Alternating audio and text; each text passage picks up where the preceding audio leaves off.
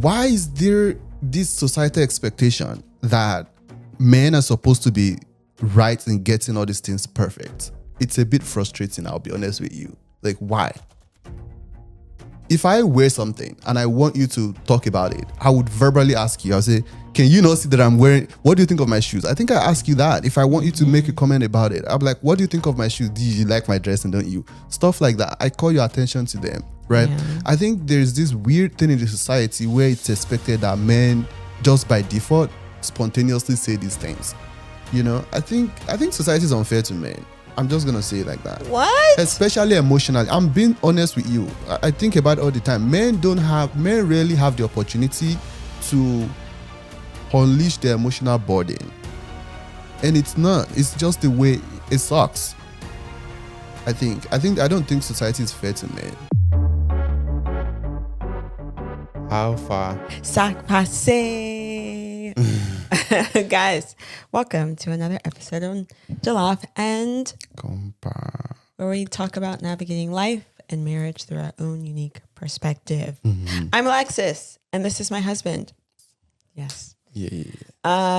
We're back for another one. Yeah. How are you feeling? I'm okay. I think I'm just hungry. That's it. Your energy is at like -1. No, it's not. It's probably 0. I'm just hungry. That's it. So let's. It is 9:34. Yes. I should not be hungry. 9:34. I'm just saying, it's not like it's noon. I think it depends. It depends on what you had before you went to bed. Okay. Mm-hmm. That's it. Our last meal. Pilferage? Is that the word? I don't know. I don't want to use the wrong word. I think pilferage. It's we like got a free meal. Stole. Let me say. No, we got steal. We were invited to our neighbor's little hangout, and that was our last meal of the day. Pilferage is a theft or unauthorized removal of low-value goods, usually in small quantity. It often involves repeated petty theft over a long period of time. Okay, no, we did not steal it, but we got the meal for free. Yes. At our neighbor's place because he was hosting his friend. And it was kind of early. It was like 6, 7. I don't even know what that thing means, but is it like... Someone explained it to me one time, and it just doesn't make any sense. What does it mean? Still. Like, how did they explain it? I think the origin is from basketball. Like does it mean like potato? No, I don't know. Like don't ask me. What does 6, 7 means? Is it what it means like to behold? It's like a comparison thing. I don't know. I think it came from basketball though. Oh, or I could be wrong. We're old, bro. Doesn't matter. Okay. Yeah, but yes. So that's why I'm hungry. But okay. Well, we'll start with our check-in. How was your week? Or do you want me to start?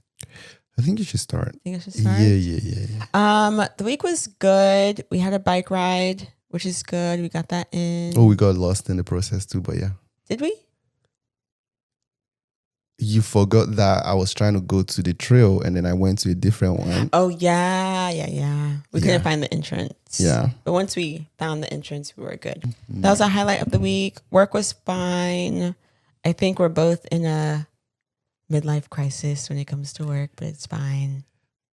If you're watching this and you have a 9 to 5. Guys, is this all that it's supposed to be? Yeah. I saw a video and it was an old black lady and she was like, oh, what a privilege it is to be tired in a job that you've prayed for.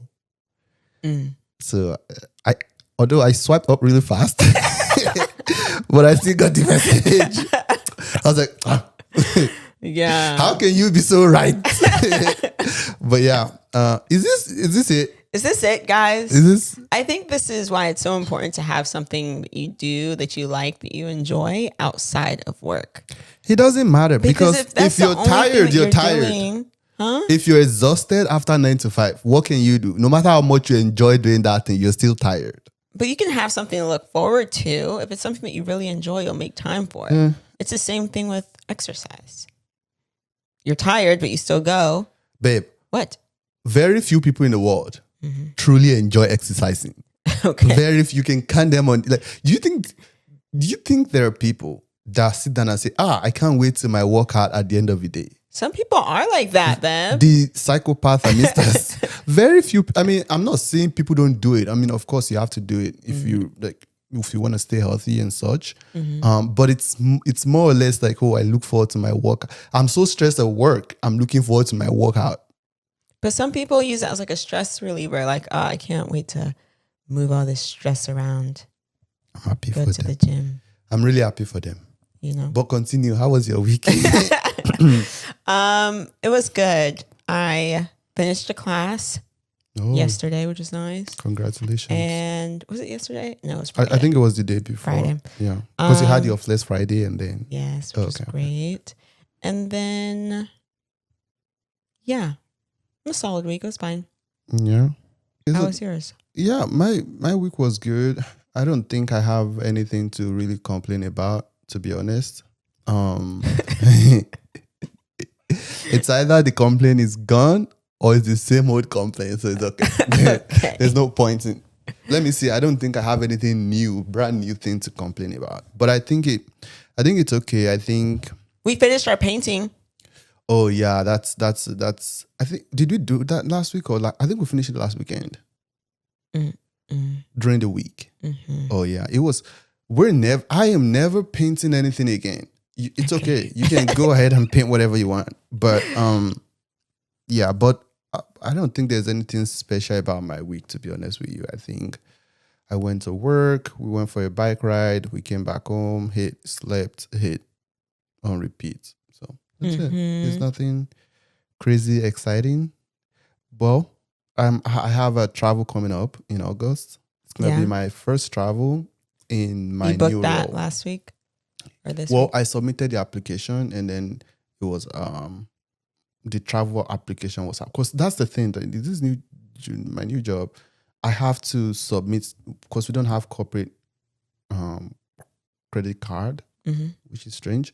But I have to submit all the things, my expenses ahead of time to my boss, and then my boss approves it, and then I can now book the flight. It's interesting. Okay. Hopefully that might change. I don't know, but yeah. So I have my first travel coming up in August, which is interesting. Which is good because then it doesn't fall into my birthday week. Your birthday week, so that's good. Which is really nice. What else again? And then my passport might be lost right now because they shipped it back from the embassy, and USPS said, UPS said, But do you have the tracking number? I do, but it does say, I think they're rerouting it. I'm not saying that it's lost, but it might be lost because it was wrongly sorted or mis-sorted. I don't know the word. So it was added to us on weird else that I don't live in, and then they routed it back to where it started from. So hopefully, last time that I tracked it, it said it's back at where it was wrongly sorted. So and it's supposed to get here by Tuesday. So I feel like worst case scenario, they would send it back to the embassy and start over. Yeah, right? Things get lost with UPS all the time. I don't think it's gonna be lost. I don't think so. But let's see how it goes. Yeah. Yes, August is around the corner, and I need to think about when I'm going to get you for your birthday. Oh, yeah, right. Okay. I thought about it for like 2 seconds. Oh, nice. You're doing well, though, babe. Yeah. You've gotten me some stuff for my ETS date. You've booked a photographer for my photo shoot for my birthday. Yeah, I'm broke, bro. It's okay. You've been spending your coins. I have actually, but it's okay. I think it's, especially for the separation thing. I think that's very well deserved. Yeah. So thank you, babe. I will think about your stuff in due time. It's okay. But it doesn't take me weeks to think about what to get you, like it does for you. Yeah, I guess I just put more thought into it. No, it's because it doesn't take me as long because I know you so well. Oh, sure. Yeah. I just put more thought into mine. No. Okay. No. Okay, sure. I'm not arguing with you. So that was my week in a nutshell. Guys, we saw this movie. It's called The Invite. Was it last weekend? Yes. It was on Friday. Last weekend sometime. Okay. And it was very good. you should go with a girlfriend or your partner. And I want to kind of dissect it. I used AI to help us figure out what topics you could pull from that movie to discuss, because I think it's very interesting. It's very layered. It can spark some good conversation about how you operate in marriage. Yeah. And how you interact with each other and what to ask and how to be truthful. So that's what I want to talk about. Talk about, yeah. Yeah. Are you down to talk about it? Yeah. As long as we don't, I feel like there's when I saw the trailer for the movie, Yeah. I thought it was gonna be about swinging. Is it swinging? Yeah. Or what's the word? I think there's another word for it. Yeah. But anyway, no, they're not swingers actually. They're not. Their neighbors are. The neighbors are. Yeah, I thought that Yes. was what the premise of the movie was gonna be about. Yeah. But it wasn't actually. Right. It was more it was deeper than that. Yeah. Which is really nice to see. Okay. So the first Disclaimer: if you haven't seen it, we might spoil it like that. Probably. So go watch it and then finish the episode. I don't know. Or just watch it or just listen to the episode and don't watch it anymore. Yes. Or just watch it afterwards so that you know what we're talking about. Yeah. I think that's how it should be done. Yeah. Okay, cool. Okay, cool. So the first question that I have is, do we really know our spouse? I think in the movie... Do we really know our spouse? Yeah. In the movie, there was a clear break in communication as far as, for example, the husband or the wife wanting this desire to feel wanted and the husband not really picking up on that. So when she got a new shirt because the friends were coming over, he was like, "Oh, you look really nice in the shirt." And she was like, "Thank you. You should say it more often." And he was like, "I just did." But I feel like that's a very small interaction that misses the deeper conversation of the husband not knowing that the wife misses feeling wanted. But why is that on the husband? Why? I think, honestly, it gives me a headache, to be honest with you. What? Why is there this societal expectation that men are supposed to be right in getting all these things perfect? It's a bit frustrating, I'll be honest with you. Like, why? Why is that? Like, if I wear something and I want you to talk about it, I would verbally ask you. I'll say, "Can you not see that I'm wearing, what do you think of my shoes?" I think I ask you that. If I want you to make a comment about it, I'm like, "What do you think of my shoes? Do you like my dressing, don't you?" Stuff like that. I call your attention to them, right? Yeah. I think there's this weird thing in the society where it's expected that men, just by default, spontaneously say these things. I think so. But instead you need to be prompted, because that's No. what it feels like. Yeah, I mean, unprovoked, the guy said, "Oh, that's a new dress. I like the dress. It looks good on you." Unprovoked, right? Obviously, the lady has issue because it probably doesn't say it very often, right? Okay, there are two things. Devil's advocate, okay? What are the chances that maybe he doesn't like every other dress that she has worn and he only says it when he actually genuinely likes it? That's one. Second thing is, maybe, just maybe, it doesn't like it, right? But if you say, "Oh, can you see that I'm wearing a new dress?" or something, then he can think about it and make a comment about it, like, "Oh, it does look good on you," or it looks great, something like that. But there's this default expectation in society that men are just supposed to get that aspect of relationship right. Like, you're supposed to say the right thing at the right time. It's so much pressure from my perspective, to be honest. I don't think it's just a man thing, though. But men don't go about saying, "You didn't compliment my dress. You didn't say it often." There's no, very rarely would It you doesn't say, mean that men don't want it, though. and we ask for it, right? If I want you to say something about my haircut, or if I want you to say something about my clothes or my shoe or the way that I dress or the way that I style myself, I'll say, you feel me, don't you? Like, I'll say something that will prompt you. So even when you're not thinking about it, right? You're like, oh, that looks good actually, right? And I take that as a compliment and I move on. But on the other hand, I genuinely think women expect men to just say these things all the time. And the truth is, I don't think it's that deep. Sometimes you look great. They're like, "Oh, yeah, my wife is really beautiful in that dress. And they say it out loud, right? Some other times they're not thinking about it. You doesn't mean you don't look good in them, but it's just not what they're thinking about at that point in time, you know? And if you ask me about the dress, I would genuinely tell you, now I'll take a pause and be like, oh, that looks good. And then I'll say something about it. That's just my view about it. I feel like it's just too much pressure, honestly. Do you think it's pressure, or do you feel like it's a burden to constantly compliment or be aware in that way? I don't think it's a burden. I just think, because it's not a burden, right? I mean, if I look at you and I see that you're dressing really nice, like you've made effort, I'm going to say something about it. But that does not mean every single time that I look at you, I'm prompted to say stuff. Because even that, from my point of view, it becomes an act. It becomes stuff that you say without even thinking about it, to be honest. I don't know. Maybe women will come for me, but it's true. I'm just telling you from my point of view, that's how it feels like. I think, yeah, that's just it. Interesting. No, I mean, of course, you're going to blame the man for not complimenting. I think that's something we've had to deal with in our relationship too, actually. Yeah. I don't know. That's just the way that I think about it. I think my question is always like, what does it take from you to provide a compliment? But they do. I do. When I look at you, I probably don't do it as much as you want, like every single step of the day. I probably don't do that.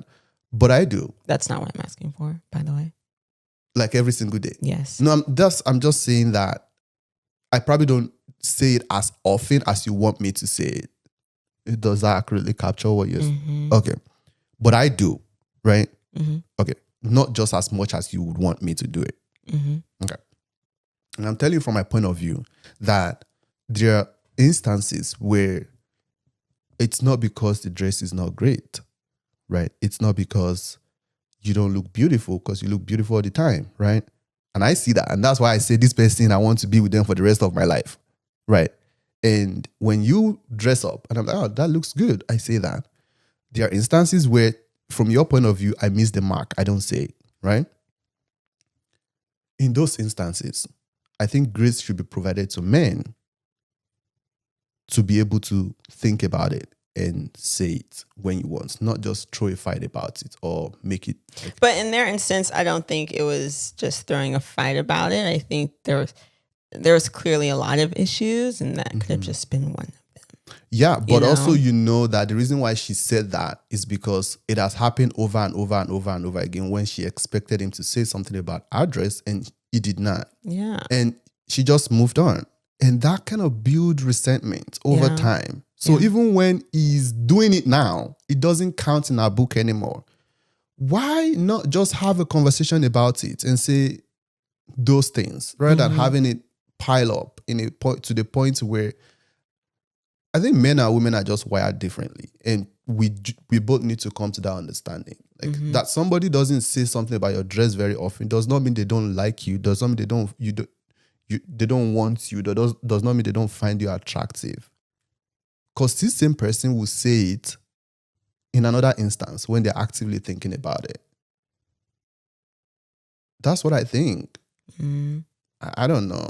Well, I also think giving a compliment is one way that your partner, whether it's the man or the woman that gives a compliment, is one way that you can demonstrate that you want your partner or you are attracted to them.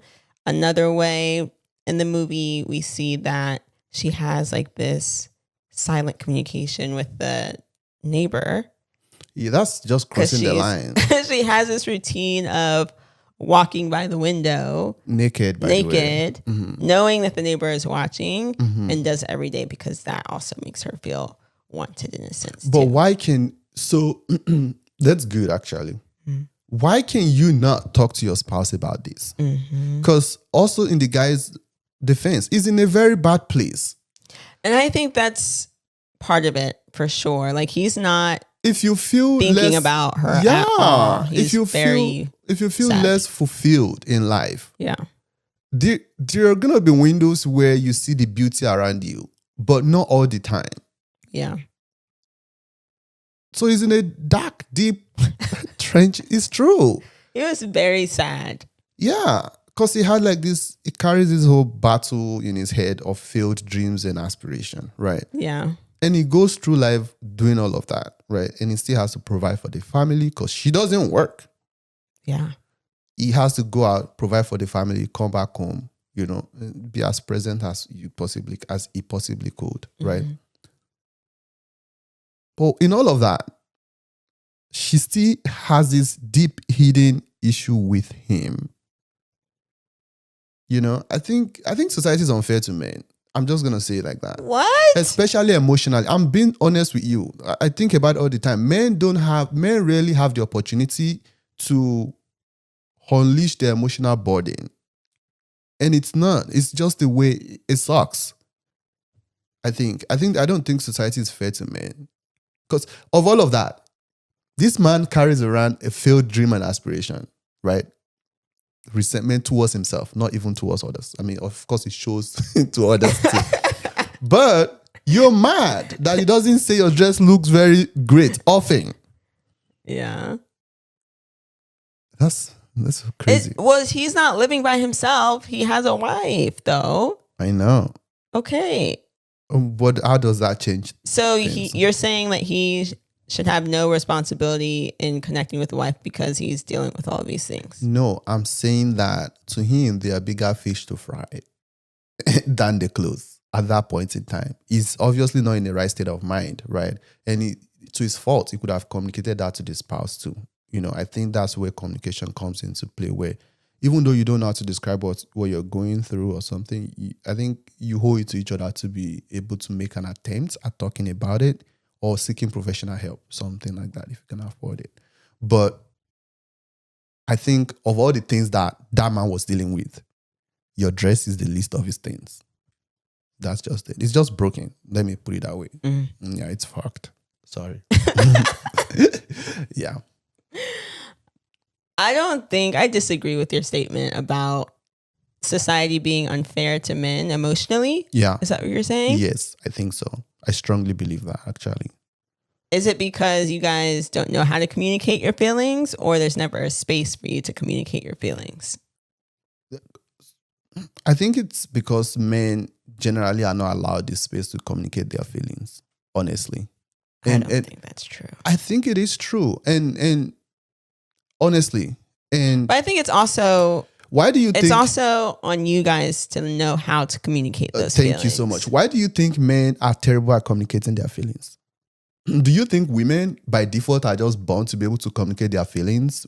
Like that, it's innate to them. Because they've had so many practices, there has been opportunities for them to express themselves over and over and over again. And they've gotten so good at it that they don't struggle to find the words to describe what they're going through, or at least most of the time. There's been that space from childhood to express how you feel, to put a word on the feelings that you're having. Men, for most part of the time, have never been allowed to be able to put a word to how they feel. And it's these extremes that you're using that's really... honestly, it's not. This is part of grinding my gears. The extreme. It's not, babe. I'm serious. Men have never been given the space to... Society has never given men the opportunity to be able to be that expressive. I'm being honest with you. You grew up in a household full of women, so it might be difficult for you to see what I'm saying. I grew up in a household that is just men. There is never an avenue to express any form of emotion. I can't tell you that I was at any point in time angry at my parents. Do you get what I'm saying? Like it sounds very... But women can experience the same thing too, though. How? Like we both relate in the fact that we didn't express anger towards our It doesn't parents. mean... Well, anger was just something I picked up as an example, right? It doesn't mean you were not allowed to express your feeling in any other ways. It's not even like... That could be as easy as you and your mom talking about the most random things. Men don't do that. Men rarely talk, like, there has to be an end goal towards a particular conversation when men have that conversation. Father and son having a conversation, or even siblings. it's leading towards something. It's not just catching up. There's a particular goal for conversations that men have. But even now, would you say the space is there? Wait, just in our vent? marriage? Huh? In our marriage or No, with other guys. no, that's the thing. So if you've grown, that's why I kept on saying you think it's extreme, but if you've raised a child in a way that it's very difficult for them, not very difficult actually, they don't think about the possibility of expressing themselves because that space was never there, right? Like if you've raised somebody for 25 years, 26 years, they're not going to turn 30 and start expressing their feelings to people. That's just 4 years. But I think you have to be aware enough to know that that's where you came from, and also be open enough to evolve. So you're saying, you're not always, so you don't remain in that pattern of not expressing. So you're saying that it shouldn't take them more than 4 years to break what they've been grown to, like how they've been raised in 26 years. No, I'm saying just because they came from that place doesn't mean it has to remain that way. Of course, I agree with you. But now, of course, there's always a place for self-awareness and then retraining your mind and then getting better at it over time, right? But I'm saying, I'm not speaking for myself now. I'm very expressive of myself. I'm going to tell you the things. I might not be able to put exact words on it, but if I'm not happy, you would know. I would say like I'm not happy, and then I'll find a way to express it probably after like 99 hours of trying to explain it, But what I'm saying is in general, I'm not speaking for me now, I'm speaking for men in general. I think men are generally raised in our society to not have the avenue to put feelings or to put words on feelings. And when you raise a child like that, they go through childhood, teenage years, and then they are now adults or young adults and all of those things. They're not going to change all of a sudden. That's it. I genuinely think so. I think emotionally, right? Women also have really tough time in other areas. Like it's really rough. They have this whole they carry a lot of load that men cannot begin to even unpack. But as far as emotion is concerned, in this our current age and time, men don't have the luxury to express how they feel in most cases because they're raised like that. That's what I think. It's sad. Yeah, this is a whole debate, but continue. Women are definitely better at it for sure. Yeah, for sure. But if you know a man, if you have a brother, if you have a cousin, if you have a friend who's a man, I hope that the women in their lives give them that space to share their feelings. Yeah. No, I think women try generally. And it goes back to, it's not, you can't fix something. Like you've known me for how many years now? Probably 6 years, roughly. And we've been married for 4+ years. You cannot fix me that you met within that short span of time. It's an ongoing work. The same way I cannot fix you that I met. It's an ongoing work, right?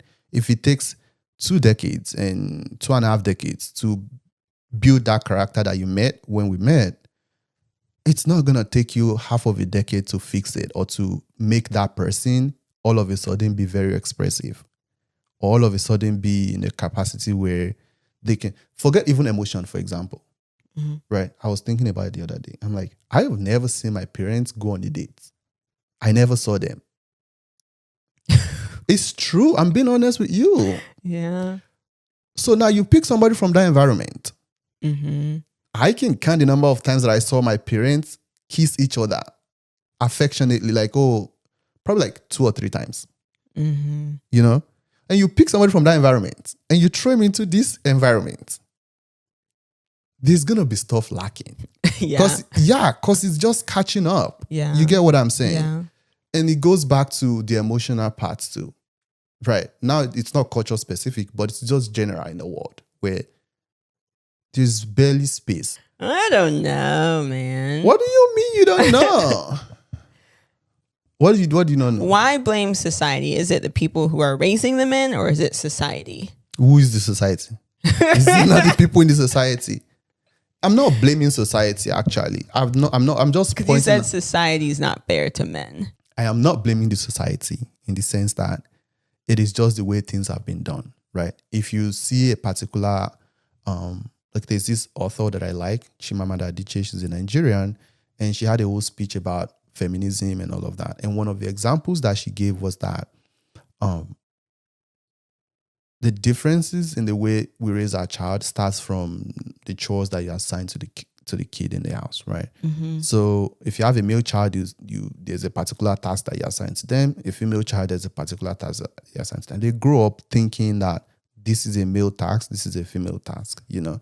And that kind of shape how they also raise their own child too. So that's what I meant by the society. It's not so much of one person, you know? Mm-hmm.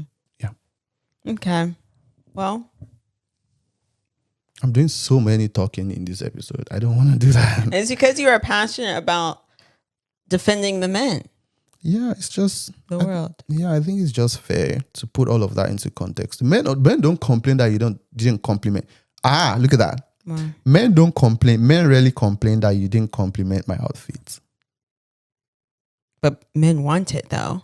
I think about episodes of Love Island where the guys they choose their partner and they'll go to their guys and be like, she doesn't tell me that I look good. She doesn't say that she likes me, you know? I think men want to hear it though. I wouldn't call those ones men. They are still boys. It's okay. You don't have to be a man just to deserve a compliment though. Yeah, I know. But whether you think they're a man or not.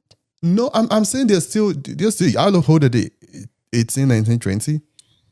I'm saying 20s, early 20s. I'm saying that they're also it's a controlled environment. They have very little to worry about. That's what I'm telling you. Like they're on the highland, free food.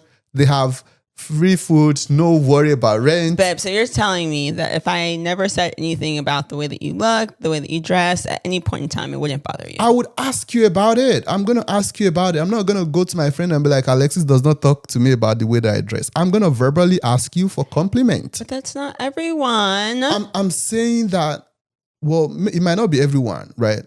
You're right. I'm not going to generalize for everyone. But I'm saying that I'm not going to hold it as a grudge if you don't say it. If I want it, I would ask you for it.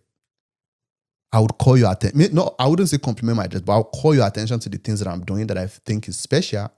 And then that gives you a cue that I want. See, it's still not asking. You're giving me a cue though. Yeah, but I'm leaning you towards it, you know? Like, in my experience, women would not even give you that opportunity to lean you towards it. They just get mad. And then they get mad today, tomorrow, the day after, the day after, the day after, the day after. And then 10 years later, they're like, this guy is trash. I'm leaving him. He never complimented my clothes, you know? And yeah, I think there's nothing wrong in nudging the person that you love towards doing the things that would make you happy. That's it. That's what I think. Yeah. If you give me a shitty gift, I'll be like. But I think it's normal to assume that whether you're the guy or the girl, that you should compliment the person that you're spending your life with at some point. Yeah, I don't think people go about not complimenting them. That would not, because now there is question about, do you even find me attractive, you know? I think people do it. Honestly, we keep coming back to you and as an example. Like if you're wearing a dress that I like, this reminds me, Obama had an interview. President Obama, I just call him Obama, he's my guy. He had an interview and they were talking with his wife and it was like, describing one particular dress that Michelle Obama wore one time. She knew the color and everything. Yeah. I don't know, I should have sent you that clip. Anyway, it goes to show that when you notice, and it's hedged in your memory. You would not forget. Yeah. And I'm sure, and he was like, oh, I said something nice to you about the dress and she didn't even remember. She was like, oh, you did? You know, but that's it. That dress did it for him. It's like, oh, no, this is good. And he was good. The president was literally drooling over his wife. He was like, yeah, and he showed your leg and everything. The same President Obama, right? Yes. And it doesn't mean he's going to feel like that every single day that he sees Michelle Obama in any type of dress, right? Yeah. It doesn't mean he's going to be like, oh, I lost my breath and wake up again, you know? Yeah. Okay. So there are instances like that. And then he's going to say, but if Michelle Obama is wearing a dress and she's really feeling herself and Barack Obama is not picking up on that, there's nothing wrong with Michelle Obama saying, do you see this dress, right? You see what he's doing. And then, I'm not saying all the responsibility is on the man to do it, but don't forget to do it. Sure. I'm saying like when they forget or when you want them to do it and they don't, there's nothing wrong in calling their attention to it without getting into making it a fight. Like a real time calling attention. Not that's the way that I wore a dress 2 weeks ago. You didn't say anything about it. You know, real time. Yeah. At least that I would appreciate. And also keeping into context where they're coming from. So continue. It's true. These are real life issues. Yeah. Right? Okay. It's true. Okay. Where are we? Is not sharing your feelings a form of dishonesty? And I think in the movie, there was a lot of feelings that were not shared. And so you now create this space that is essentially dishonest. Because the husband, during one of the arguments, the husband's like, what do you do all day? You know? But he's also not honest about how he's feeling. He's not sharing that with the wife. And the wife also, during the argument, talks about their life surrounds the fact that his back is always hurting. And that's a burden to her. And she's like, we can never talk about it. We have to tiptoe around you because of your back. And same thing with this piano too. With this what? Piano. Oh, piano. Yeah. Yeah, like he was in a band, didn't work out. Now he has this piano that he never touches. And it's very like tense. Yeah. Yeah. Like you can't open it or touch it. So can not sharing your feelings be a form of dishonesty? I think so. Yeah. No, I think it's important to share. I think that's why it's honestly that I think when people say marry your best friend, I think that's why it comes into place. I think I can never get tired of talking to you. I mean, knock on wood, but I'm saying that if you talk so much, it's gonna come out at some point that I'm not happy about this your piano that you're not using. Yeah. Yeah. That's what I think. Or like the way that the wife has the secret thing with the neighbor. It's like, you should share. Yeah, I think. Because there was multiple things that came out during the conversation that he didn't know about. Yeah, that's because they don't talk, Alexis. I think that's the thing. It's not even communication this time around. I think just talking. That's why like I try to do my best to create a space for us to just talk. Yeah. You know, it's like, I don't know. I want to know what's going on at your work. I want to know the people that you're working with. You know, I want to know their names. Sometimes I get it confused, but I know like it's an episodal thing. That's the way that I think about. Like that's the way that I think couples communication should be. You know what I'm saying? It should be a continuous thing where you have like the character. I know all the characters in your life. I have them mapped out. Yeah. Because we talk about it, right? Yeah. And so when you start a conversation about one of the characters, I know what you're talking about. I know where the story started from, even though we haven't talked about it in like 3 or 4 weeks, right? So that's like, I think that boils down to constantly talking about things. It doesn't even have to be anything deep or anything. It's just, so if the neighbor sees me naked, you're going to hear about it. Yeah. I'm like, oh my gosh. I'm like, something crazy happened. I'm probably texting you. Our eyes locked. And I'm like, naked. yeah, we need to move now.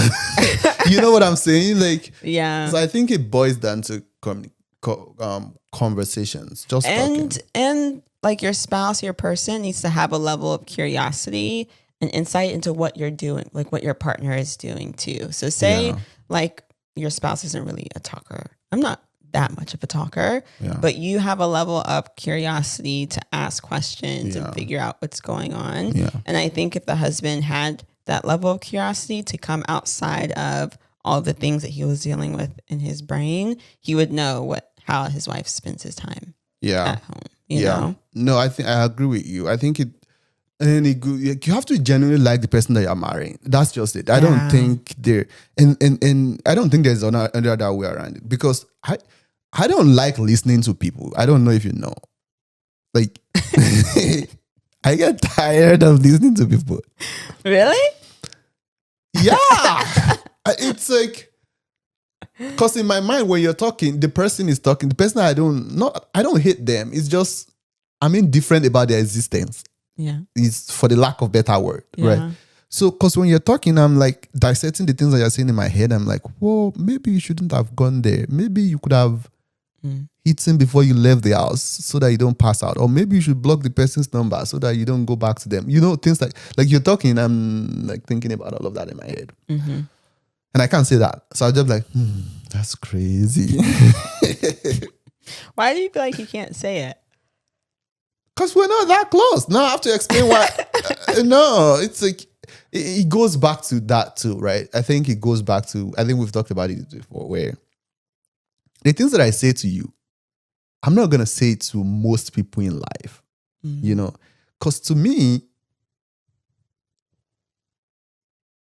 I am your burden and you're my burden. Mm-hmm. If life is not going on well for you, I cannot isolate you from that. Like, I cannot isolate myself from that. And what impacts you significantly impacts me too. Yeah. So that means having that shared understanding means that if something is going bad for one person, I'm not going to watch that person break. I'm going to offer suggestions or make sure that we're not headed towards self-destruct. Mm-hmm. So like the feedback is candid, is genuine, and is honest. That's just it. I hold you that the same way you hold me that because we're locked in marriage. That's it for the rest of our lives. Every other person in life, Doesn't really matter. they don't. I'm sorry. Even my brother, I'm telling my blood brother, it's not that deep. Like, I'm going to tell you, I don't think that's good. Yeah. But hey, we're always here. You know, I'm going to tell you, I don't think you're doing that right. You know, and if they're interested in hearing my opinion, they will ask for more questions and I can tell them. But beyond that, no, the consequences of their action doesn't impact me. Mm-hmm. I don't hold them constructive feedback. Okay. I don't hold them. I don't hold any. You only. I hold that. Constructive, honest, genuine feedback. Okay. The same way you hold me that. Yeah. Because nobody else would tell me. Yeah. And because the consequences of your action impacts my life. Okay. So the final question to close out is, would we accept the invite? If we were the main couple in the show, in the movie, and our neighbors are singers, and they extended their invite that they did, would we accept? I think down the road at some point we will. Like 20 years from marriage? Huh? Like 20 years or 30 years from marriage? You're saying 30 years after if we get the invite? Yeah. I don't 30? know. Yeah, bro. You think I don't know. It's not that straightforward. You know, it's not that straightforward. I don't think. I don't know. It's not as straightforward as that. Yeah. I think with clear parameters, I don't know. you would accept. You would accept. I'm down to accept. Wow. No, I don't. I mean, babe, yes or no? No. oh, I have to think about, do they have disease? All of these things. I don't know. No. At this point in time, in this relationship right now, no. No. But down the line, yes. Maybe. Not for me, it's maybe. No, maybe. But right now, absolutely not. Maybe down the line, maybe. I don't know. It's complicated and yes or no. That's what I'm trying to tell you. Sure. Well, you that guys, I know. You, it's okay.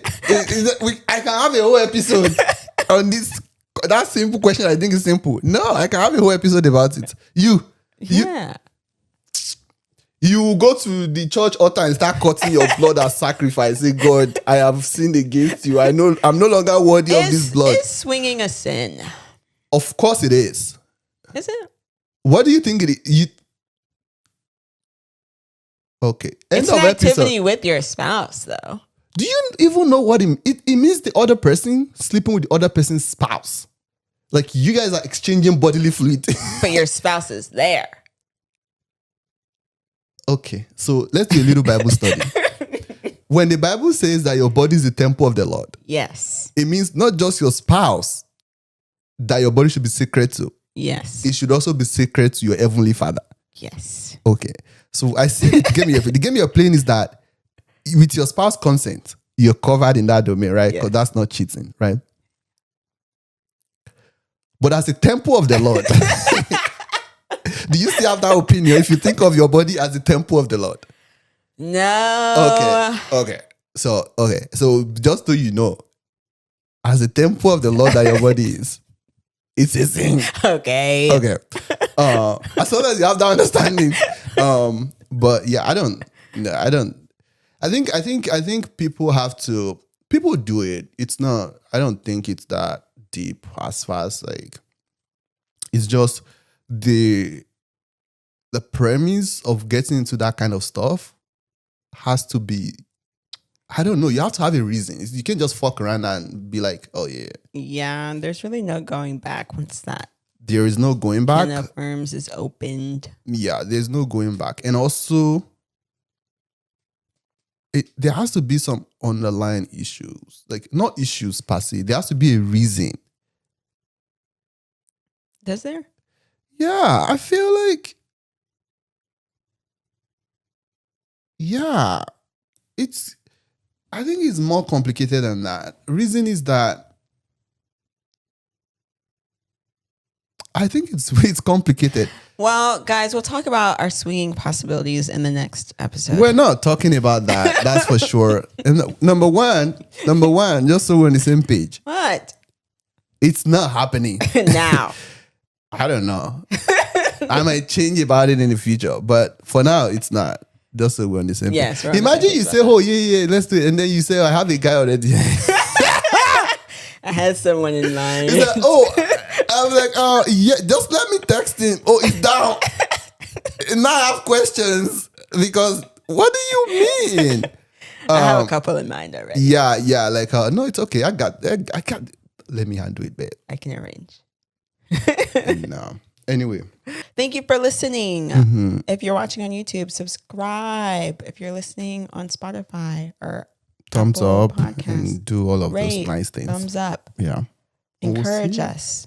We'll see you in the next We'll one. see you in the next one. Peace.